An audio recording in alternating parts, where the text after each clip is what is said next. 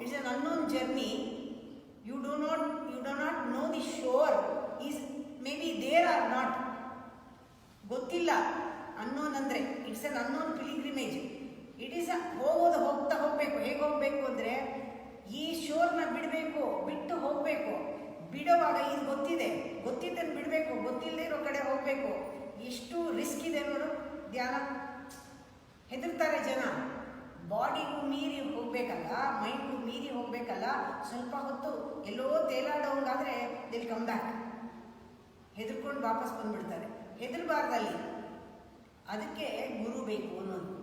In the beginning ಒಂದು ಗುರು ಬೇಕು guide ಮಾಡೋಕ್ಕೆ ಅಂತ. ಆದರೆ ಗುರು ಏನು ಗ್ಯಾರಂಟಿ ಕೊಡಲ್ಲ ನೀನನ್ನು ತಲುಪಿಸ್ತೀನಿ ಅಂತ. ಗುರು ಏನು ಸತ್ಯ ಕೊಡಲ್ಲ.